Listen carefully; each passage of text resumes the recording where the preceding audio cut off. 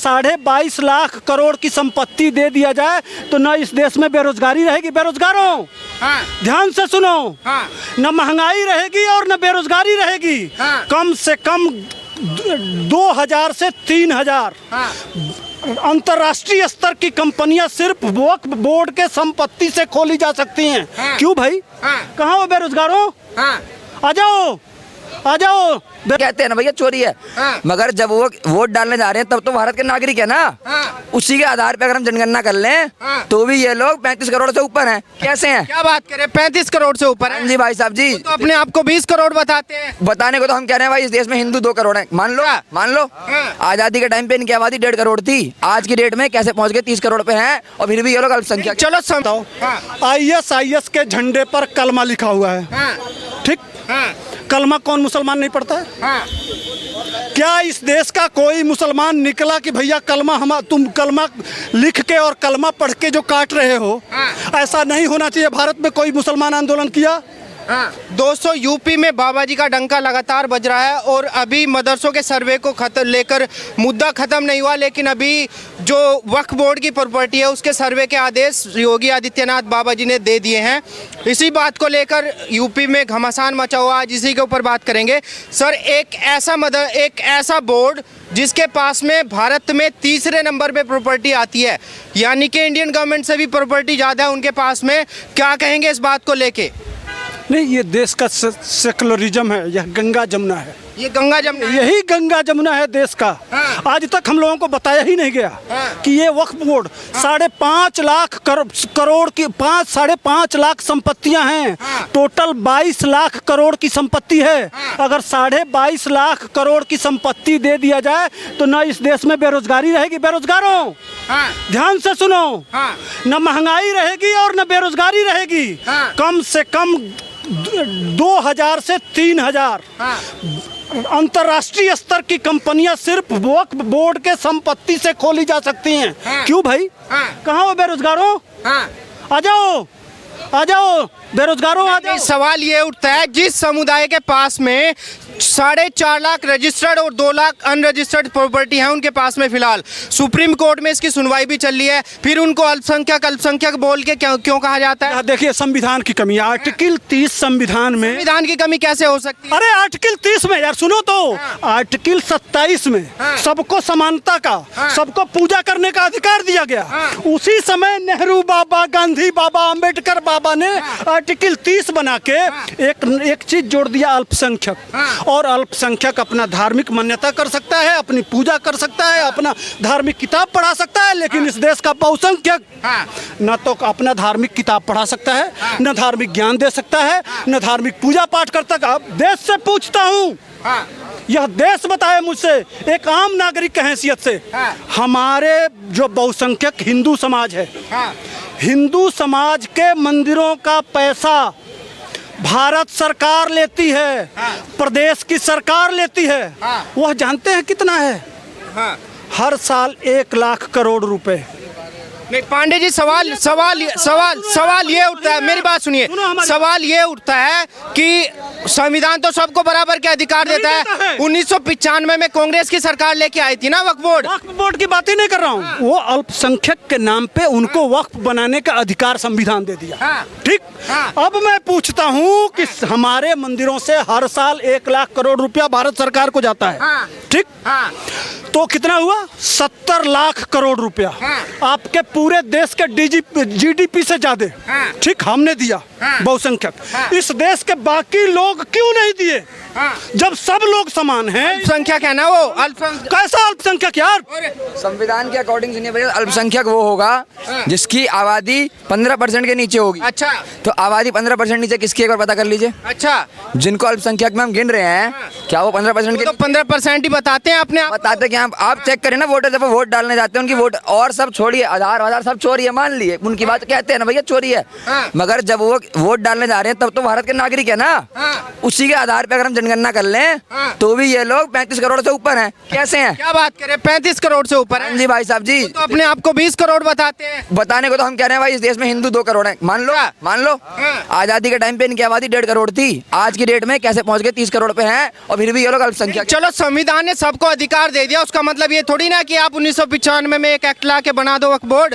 अरे तो भाई वही मैं कहता हूँ, नेहरू चाचा और ये जितने लोग बनाने वाले थे, आज जो घटनाएं घट रही हैं वह घटनाएं उस समय नहीं घट रही थी। उस समय सरतन से जुदा नहीं हो रहा था, मोपला हो रहा था, नोआखली हो रहा था, डायरेक्ट एक्शन डे हो रहा था। जब आप देख रहे थे कि यह घटनाएं घट रही हैं, फिर भी इनको रखने की जरूरत क्या थी? क्या वो आज नहीं करेंगे? जब उस समय जो आदमी कर रहा था, उस समय आजादी के समय भी वही घटनाएं घट रही थी, तो वह रह जाएंगे यहाँ, तो इस समय नहीं करेंगे। लेकिन पूरा समुदाय एक जैसा थोड़ी होता है। अरे क्यों नहीं होता है? तो उस समय कौन कर रहा था? एक आदमी कर रहा था। पूरा समुदाय, नोआखली में पूरा बंगाल, पूरा केरल। अब भैया जो बंटवारे में जो ट्रेनों से लाद के आ रहे थे लाखों लोग, कौन? एक आदमी कर रहा था। कौन कर रहा था? एक आदमी कर रहा था। चलो ठीक है। और उसके बाद भी हमारे कुछ 23% लोग वहां बच गए थे ना। क्या हुए? जमीन खा गया कि आसमान खा गया? वो तो बोले सेफ है वो। एक आदमी कर रहा है, एक आदमी कर रहा है, एक आदमी कर रहा है।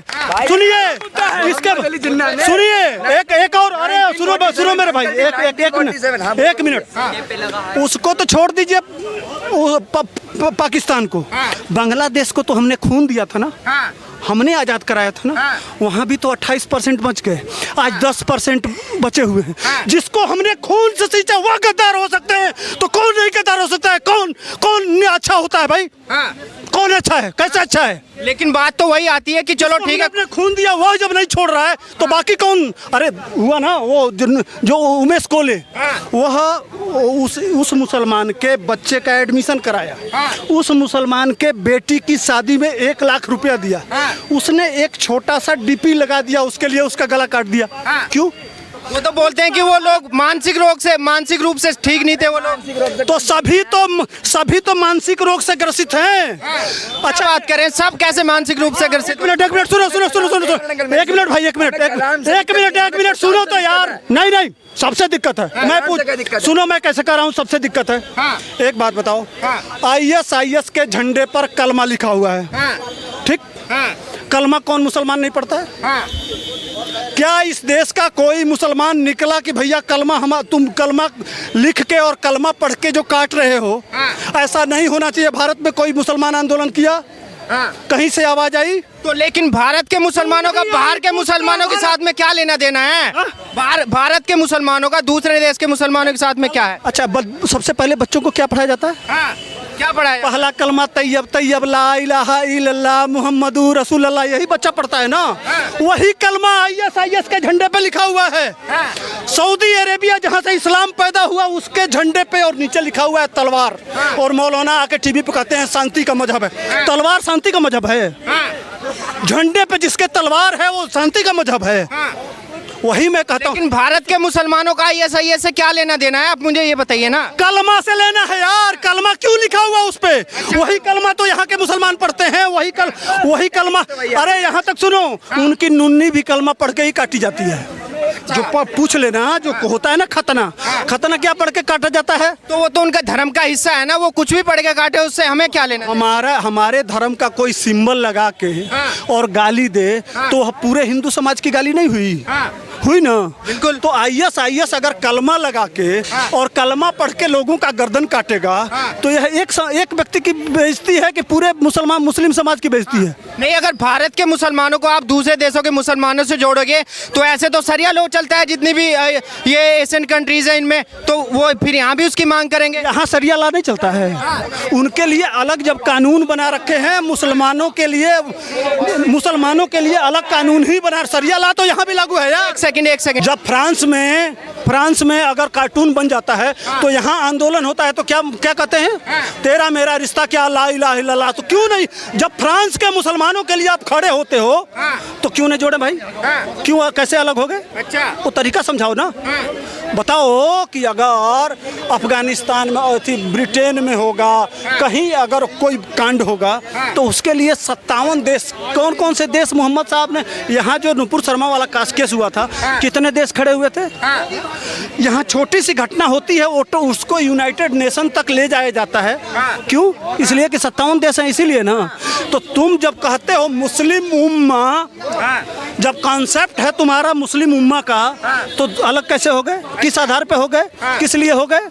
देखो, सबसे बड़ी बात है इस देश के लोगों को समझना यह है कि हम हिंदू हैं। हमारा हिंदू समाज 70 लाख करोड़ रुपया इस देश को दिया। नहीं पांडे जी, सवाल ये है, चलो ठीक है कांग्रेस लेके आ गई वक्फ बोर्ड, लेकिन अब जिस तरीके से बीजेपी केंद्र में है, काम कर रही है, तो क्या खत्म नहीं कर सकती? आप मुझे ये बताइए।